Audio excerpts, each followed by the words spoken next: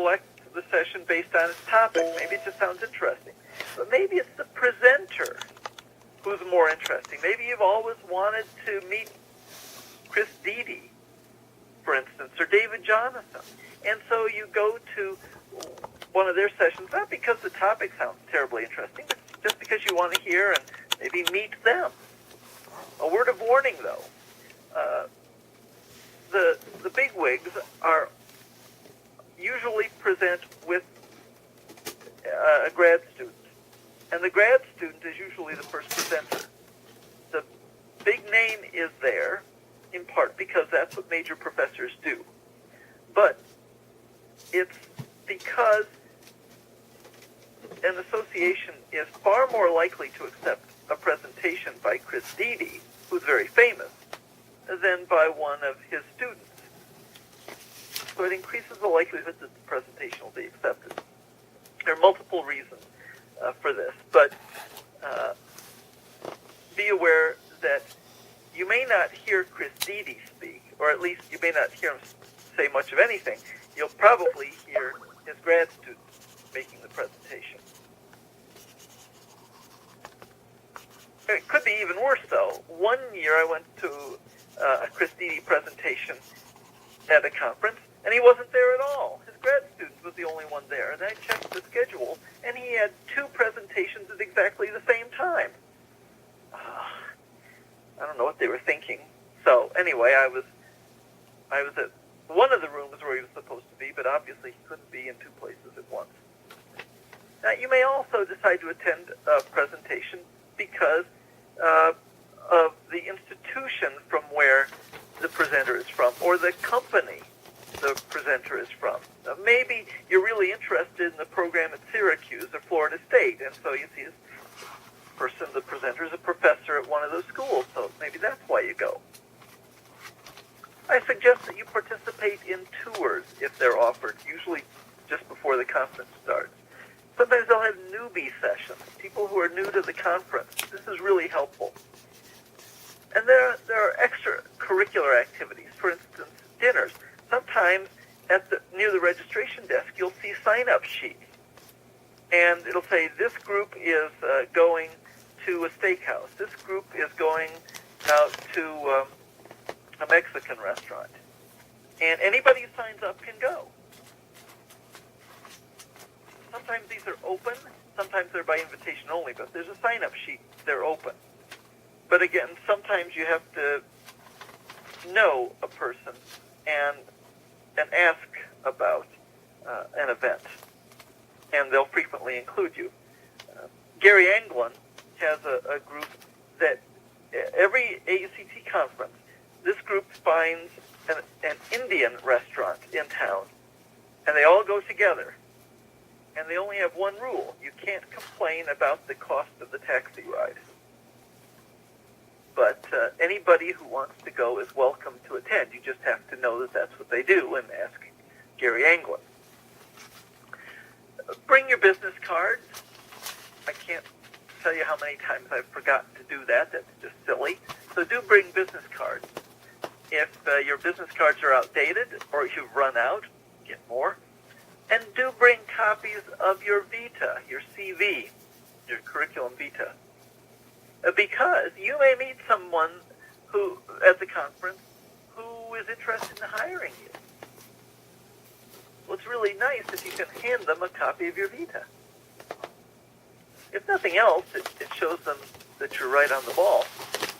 And they're more likely to consider someone who hands them a Vita than someone who doesn't. I suggest that you be outgoing. Introduce yourself to others at the conference, including the big names. Maybe you'll see Don Ely at the conference. Maybe you'll see David Jonathan. And at first you may think, well, what would I say to them? Or why would they be interested in talking to me? Well, both of those guys have interesting ties to the IaTaDaEa program. David Jonathan did an evaluation. He's always interested in hearing how things are going. Don Ely has taught at our summer institute before. And virtually anybody who's anybody in the field knows Dr. Simonson. They may even know me. And so you can mention who your professors are, and there will be an instant link there. I like to think it'll be favorably received, but maybe not. Anyway, these bigwigs in the field are usually very nice, and they will be happy to talk to you. But if you introduce yourself, do be prepared to discuss your research agenda. That is, what kind of research you're interested in, what your dissertation is about. Even if you're just getting started, be prepared to say, well, I haven't got started on my dissertation, but here's what I'm looking at. Here's what I'm interested in. And if it's something they're an expert in, all the better.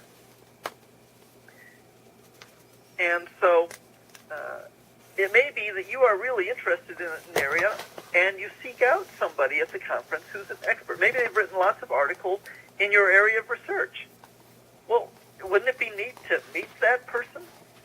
Maybe talk to them about your ideas? And having met you, they might be open to corresponding with you in the future if you have questions or you run into snags. And, of course, find out which of your professors, classmates, and colleagues will be present, because it's fun to talk with them. Maybe, in the Fisher School, many times classmates have never met each other face-to-face. They've only corresponded by emails or seen each other in class sessions and so on. So this is a good opportunity to actually meet someone face-to-face. But also, this will continue to be an opportunity. I still see my classmates at these conferences. If I go to AERA, I'm pretty sure I will see Chris Sorensen, who was a classmate and colleague at Iowa State. She's now the Dean of the College of Education at the University of Hawaii at Manoa.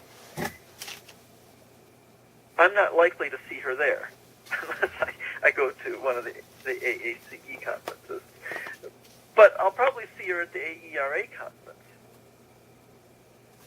And it used to be, whenever I'd see her there, we'd plan on going out for dinner one night, and she appreciated a good restaurant meal. And so we'd always find a really good place to go, and that was fun. That may not be the sort of thing you enjoy, but you probably enjoy seeing your classmates, former colleagues, and so on. So it's a chance to see people you've met at a distance, people you've known, and people you want to know. Great opportunities and lots of good reasons for attending a conference. Well, gang, I hope you found this session useful, if not necessarily interesting. To receive credit for having endured this presentation, please post your reflections along with any questions you may have about its content in the discussion area, or you can send me an email via Blackboard email if you prefer. And as always, if you have questions or concerns about any aspect of the course, don't hesitate to contact me by email or, even better, by telephone. Thanks, gang.